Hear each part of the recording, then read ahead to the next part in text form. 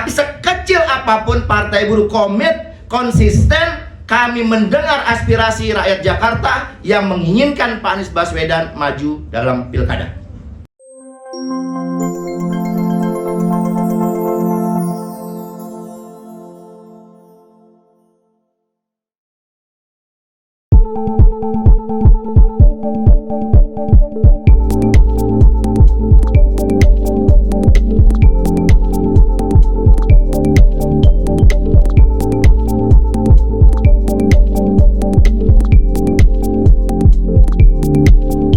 Pernyataan sikap Partai Buruh terhadap konstelasi pilkada di DKI Jakarta.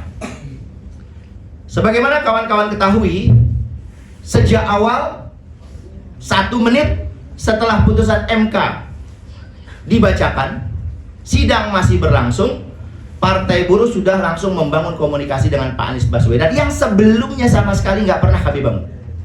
Jadi kami baru mulai berkomunikasi setelah putusan MK karena kami merasakan ada upaya penjegalan ya dengan cara-cara politik yang tidak sehat terhadap beliau. Simpati itulah yang muncul di Partai Buruh selain memang ada dukungan kuat dari bawah, dari pabrik-pabrik, dari rakyat-rakyat di bawah terhadap Pak Anies. Yang saat itu kita juga nggak tahu partai mana yang mau mendukung. Yang nyebut-nyebut ada, tapi faktanya udah terbukti hari ini yang sempat menyebut-nyebut saat belum ada putusan MK, sekarang justru meninggalkan Pak Anies Baswedan. Kawan-kawan sekalian,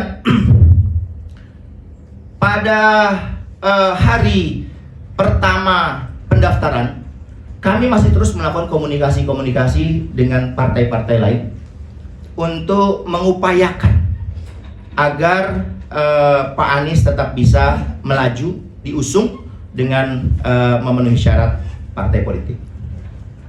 Kemudian belum ada kejelasan sampai kemudian masuk di hari kedua dan sekarang di hari ketiga. Hari ketiga beda dengan hari pertama dan hari kedua yang ditutup sore, sekarang sampai dengan tengah malam, sampai menjelang pergantian hari nanti malam.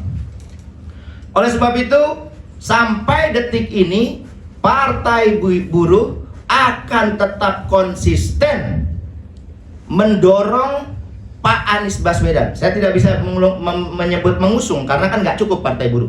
Mendorong Pak Anies Baswedan agar ada miracle. Ada partai-partai yang barangkali sudah mengajukan pencalonan itu mau bergabung dengan Partai Buruh untuk mengusung Pak Anies.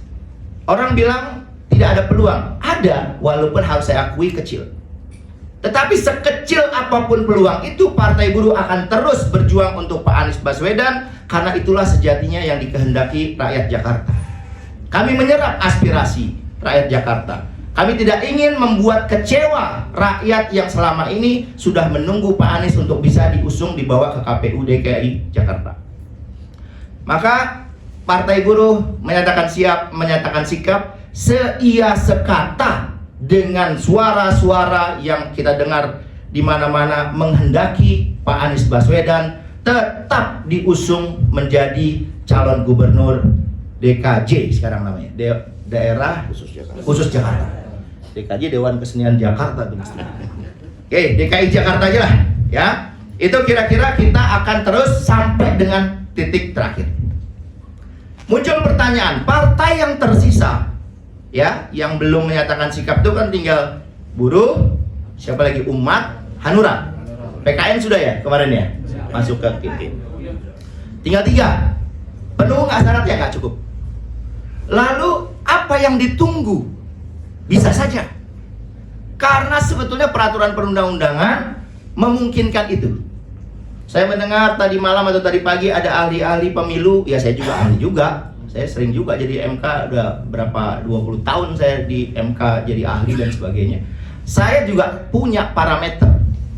Betul bahwa kata Undang-Undang Nomor 1 Tahun 2015 tentang pilkada ini, pasangan calon nggak boleh mundur, partai yang mengusung nggak boleh narik diri. Betul itu. Tetapi konteks hukum itu harus dicek dulu. Menarik itu apa? Misal ada satu partai kemarin mengusung satu pasangan calon, hari ini bersama Partai Buruh mengusung Pak Anies. Menarik nggak? Nggak menarik dia.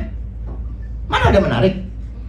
Jadi yang nggak boleh larangan menarik. Nah, oleh sebab itu terbuka peluangnya diatur dalam PKPU nomor 8, Peraturan Komisi Pemilihan Umum nomor 8 tahun 2024 di pasal 12. Pasal 12 menyatakan bahwa ayat 1, dalam hal partai politik peserta pemilu mengusulkan lebih dari satu pasangan calon, KPU Provinsi dan KPU Kabupaten Kota melakukan klarifikasi kepada partai politik peserta pemilu di tingkat pusat melalui KPU.